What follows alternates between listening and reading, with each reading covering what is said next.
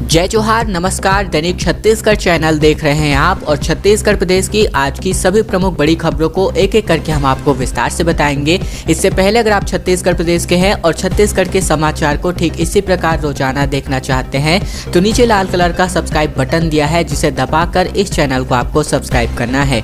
पहली बड़ी खबर आ रही है, छत्तीसगढ़ में हेलमेट नहीं पहनने पर 500 रुपए का जुर्माना लगेगा, तेज रफ्तार पर 1000 का चालान कटेगा। तो वही बघेल सरकार ने इस नए नियम को 2 साल से रोक रखा था। दरअसल बता दें, परिवहन विभाग ने प्रदेश में ट्रैफिक नियमों का उल्लंघन करने पर जुर्माने की राशि में भारी इजाफा कर दिया है। यह बढ़ोतरी 9 मई 2016 के बाद से की गई है। यह तत्काल प्रभाव से लागू कर दी गई है। इसमें केंद्र सरकार द्वारा वर्ष 2019 में घोषित कई दरों में कटौती भी की गई है। इसके अनुसार अब हेलमेट न पहनने पर जुर्माना 500 रुपए लगने वाला है। केंद्र सरकार ने इस पर 1000 रुपए जुर्माना हर बार पकड़े जाने पर घोषित कर रखा है। वहीं इसी तरह बिना बेल्ट के गाड़ी चलाने पर व सवारी बैठाने पर 1000 रुपए देने होंगे। इस पर केंद्र सरकार ने भी 1000 रुपए जुर्माना तय किया है। बिना परमिट की गाड़ी चलाने पर पहली बार पकड़े जाने पर 5000, दूसरी बार में 10,000 रुपए देने होंगे। तेज रफ्तार वाहन चलाते समय पकड़े जाने पर आपको पहली बार में 1000 रुपए तो वही दूसरी बार में 2000 रुपए जुर्माना तय किया गया है। परिवहन विभाग ने नए नियमों की अधिसूचना भी जारी कर दी है। बिना रजिस्ट्रेशन वाली 2 व 3 पहिया वाली गाड़ी का उपयोग करते समय पहली बार पकड़े जाने में 1000 और दूसरी बार में 2000 रुपए देने होंगे। इधर केंद्र ने 5 से लेकर के 10,000 रुपए जुर्माना पहले अपराध पर तय किया है। राज्य सरकार ने लाइट व्हीकल में 2000 और दूसरी बार में 3000 रुपए जुर्माना देने के लिए बातें कही हैं।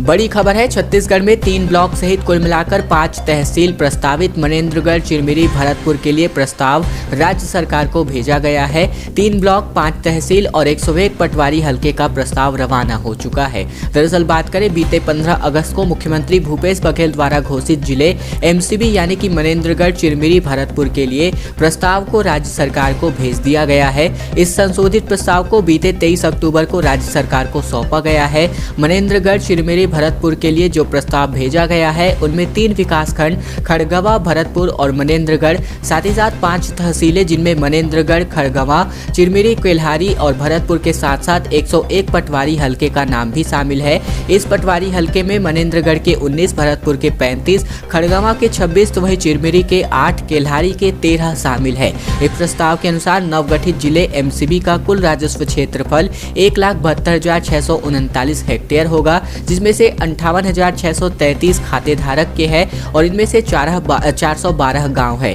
जबकि ग्राम पंचायत 233 है। और प्रस्तावित जिले की जनसंख्या कुल मिलाकर 4,22,248 होने वाली है। एक बड़ी खबर इस वक्त ये भी है कि टीका लगवाने पर आपको पंखा, कुकर और नगद पाव का इनाम रखा गया है। बिलासपुर के मस्तूरी में सरपंचों का दिवाली ऑफर सामने आ रहा है। लॉटरी से यहां पर नाम निकालने वाले हैं। बता दें, बिलासपुर में कोरोना वायरस से बचाव के लिए दीपावली पर्व पर सरपंचों ने ग्रामीणों के लिए अनोखा ऑफर शुरू किया है। 30 व 31 अक्टूबर को टीका लगवाने वाले ग्रामीणों का लॉटरी निकालकर उन्हें इनाम दिया जाना है। इसके साथ ही टीकाकरण के लिए प्रेरित करने वाले पंच व स्वास्थ्य कार्यकर्ताओं को भी नगद इनाम देने की घोषणा की गई है। इस ऑफर के साथ ही मस्तूरी ब्लॉक में रिकॉर्ड बनाने की तैयारियां चल रही हैं। मस्तूरी ब्लॉक के सरपंचों ने टीकाकरण के प्रति जागरूकता लाने के लिए नई पहल शुरू की है। उसकी इस पहल पर स्वास्थ्य विभाग के अधिकारियों ने भी टीकाकरण को बढ़ावा देने के लिए विशेष अभियान शुरू किया है। अफसर व सरपंच मिलकर ग्रामीणों को टीकाकरण के लिए प्रेरित कर रहे हैं। यही वजह है कि सरपंचों ने टीकाकरण को लेकर के दिवाली पर्व पर ऑफर दिया है। ग्राम पंचायत देवरी की सरपंच राम कुंवर ने गांव में पंपलेट प्रकाशित करके घर घर में इसकी सूचना दी है।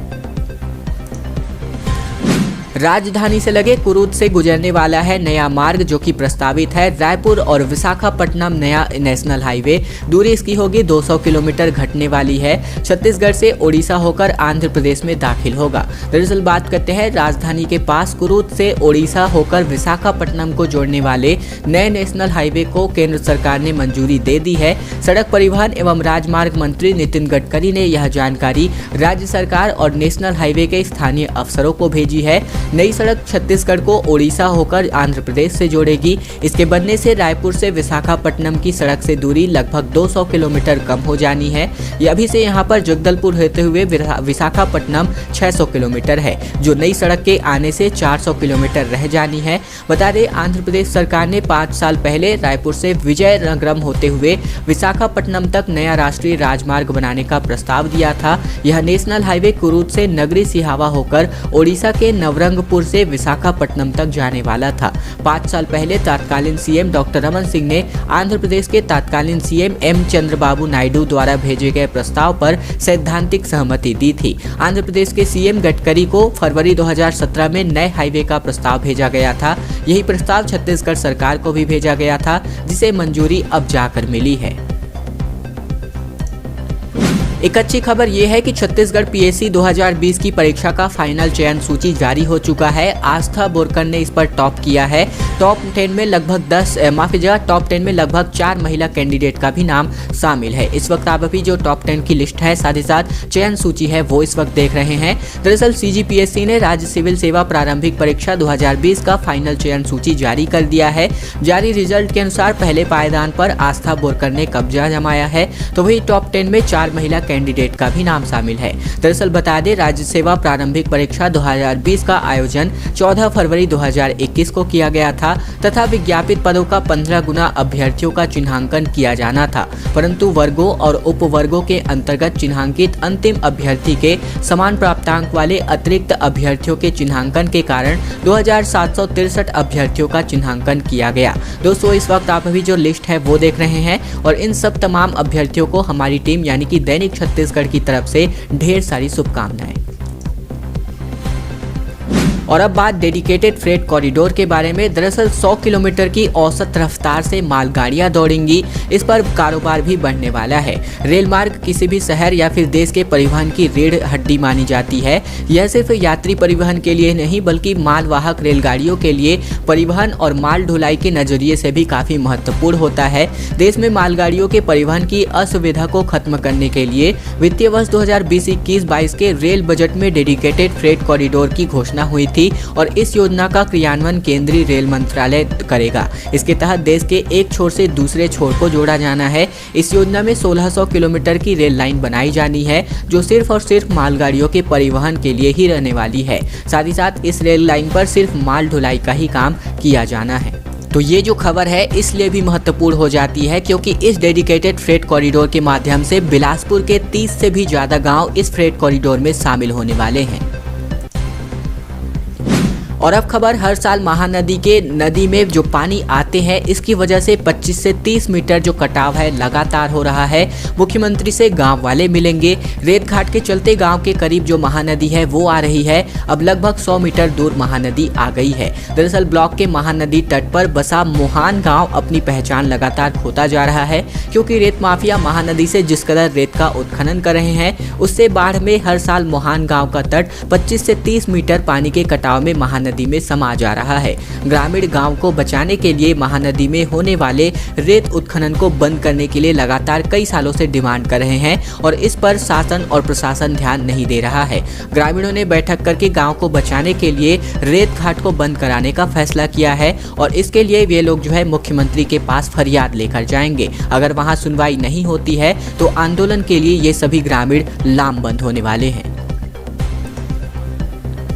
और अब बात, रविवार को दंतेवाड़ा में 9 घंटे तक बिजली गुल रहने वाली है। नया 5 MVA पावर ट्रांसफार्मर लगेगा, जिसकी वजह से आंधी तूफान में जो ट्रांसफार्मर है जल गया था, जिसकी वजह से कुल मिलाकर 9 घंटे तक दंतेवाड़ा में बिजली गुल रहेगी। दरअसल छत्तीसगढ़ के दंतेवाड़ा में नया 5 MVA पावर ट्रांसफार्मर लगाया जाएगा। यह काम 31 अक्टूबर यानी कि रविवार को होगा। ऐसे में यहाँ दिन भर बिजली बंद रहेगी। दरअसल 20 से 25 दिन पहले दंतेवाड़ा में आए चक्रवात तूफान के कारण बिजली विभाग को तकरीबन 60 लाख रुपए का नुकसान झेलना पड़ा था।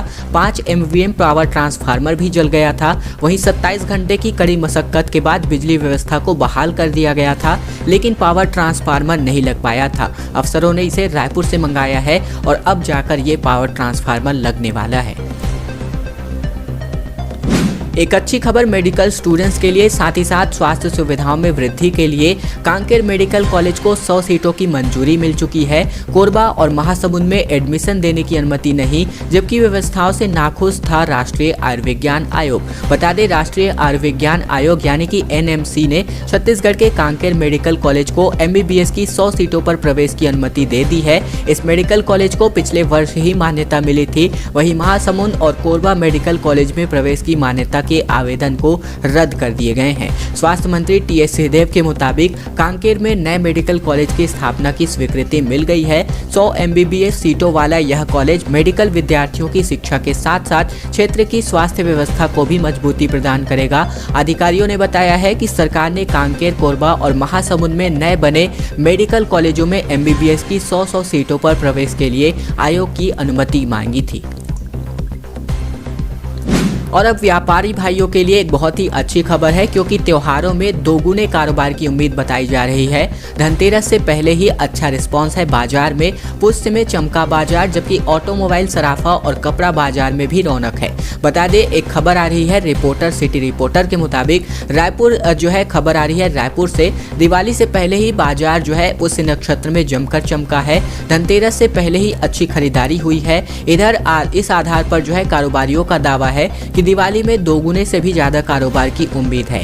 इस साल बता दें, लगभग 677 साल बाद गुरु पुष्य नक्षत्र के महामुहूर्त में सराफा, ऑटोमोबाइल, कपड़ा, इलेक्ट्रॉनिक्स और बर्तन दुकानों में लोगों की काफी भीड़ रही है। तो वही सुबह से हुई खरीदारी देर रात तक चली है। लगातार 2 साल तक कोरोना और लॉकडाउन की वजह से बाजार में मंदी छाई थी। वही कोरोना के बाद यह पहला मौका है जब बाजार में लोगों की खूब भीड़ लग रही है। बाजार जमकर उठेगा और यह भरोसा है कारोबारियों को पहले से ही था। इस वजह से बाजारों में लोगों को आकर्षक स्कीम देने की ही सजावट खूब करी जा रही है। दोस्तों, अगली बड़ी खबर की ओर बढ़ते हैं उससे पहले हमारी एक बहुत ही छोटी सी प्रार्थना है। वीडियो अगर आपको पसंद आ रहा तो इस वीडियो के नीचे लाइक बटन है, जिसे दबाकर इस वीडियो को आपको लाइक कर देना है। नीचे लाल कलर का सब्सक्राइब बटन भी दिया है, जिसे दबाकर इस चैनल को आपको सब्सक्राइब करना है। साथ ही साथ घंटी को दबाकर ऑल नोटिफिकेशन को भी आपको सिलेक्ट करना है, ताकि प्रतिदिन की महत्वपूर्ण खबरें, छत्तीसगढ़ के समाचार हम आप तक रोजाना ठीक इसी प्रकार पहुंचा सके। छत्तीसगढ़ कांग्रेस कार्यालय में एक बार फिर से बवाल हुआ है। NSUI राष्ट्रीय अध्यक्ष के स्वागत के दौरान जो 2 गुट है आपस में भिड़ गए। 45 मिनट तक लगातार मारपीट चली, जिसमें कांग्रेसियों में लात घूसे तक चल गए। दरअसल बता दें, राजधानी रायपुर में कांग्रेस के प्रदेश कार्यालय राजीव भवन में दोपहर जमकर बवाल हुआ। बीते दिन यहाँ NSUI के 2 गुटों में मारपीट हो गई। दरअसल NSUI के राष्ट्रीय अध्यक्ष नीरज कुंदन रायपुर आए हुए थे। उनके स्वागत में तमाम कार्यकर्ता राजीव भवन पहुंचे और इसी दौरान 2 गुट आपस में ही भिड़ गए। स्वागत के दौरान छात्र नेता भावेश शुक्ला के साथ आए युवक नीरज कुंदन के स्वागत में नारेबाजी कर रहे थे। इसी दौरान नारेबाजी करने की होड़ मारपीट तक जा पहुंची। आपसी तू मैं से लेकर के शुरू हुआ और झगड़ा बड़े विवाद में बदल गया। NSUI कार्यकर्ता आपस में ही मारपीट करने लगे।